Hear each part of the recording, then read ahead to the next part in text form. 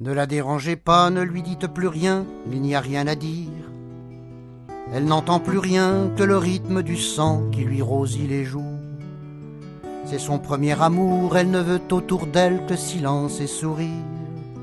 Ce n'est pas un hasard si elle est devenue la plus belle d'entre vous. Voyez comme elle est belle avec dans ses yeux bleus de grands soirs qui se couchent. A-t-elle les yeux bleus? Je n'en sais rien, je sais que le bleu lui va bien. Hélas, elle est si belle que le roi, pour poser un baiser sur sa bouche, assassine la reine, trahit tous ses ministres, jette son cœur au chien. Elle a quitté ce soir et pour toujours les rondes enfantines, sous le regard sévère, pour ne pas dire jaloux, des maîtres d'alentour, qui lui ont tout appris, la danse et la grammaire, l'humour et la cuisine, et sont très étonnés qu'elle soit partie ailleurs pour apprendre l'amour. Ne la rappelez pas, si c'est l'heure du dîner, tant pis pour le potage.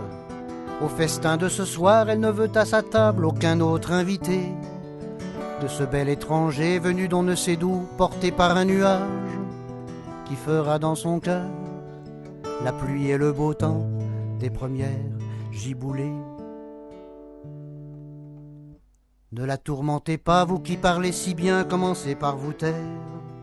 Le silence des arbres est bien plus éloquent que nos dissertations, car les mots les plus lourds ne sont que neige morte avant de toucher terre, et larmes d'amertume en voyant le bonheur entrer dans sa maison. Quand on croise un amour, on devrait s'habiller en costard des dimanches, déboucher la bouteille que l'on avait gardée pour le soir de Noël, inviter à sa table les beaux amoureux dont les têtes se penchent, afin de se rejoindre à l'endroit d'un baiser doux comme un arc-en-ciel.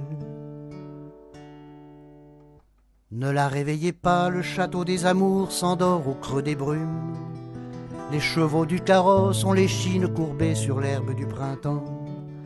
Cendrillon s'est blotti dans les bras de son prince et la lune s'allume, veilleuse du dortoir où les enfants de cœur deviennent mécréants. C'est son premier amour, taisez-vous, je crois qu'elle est heureuse.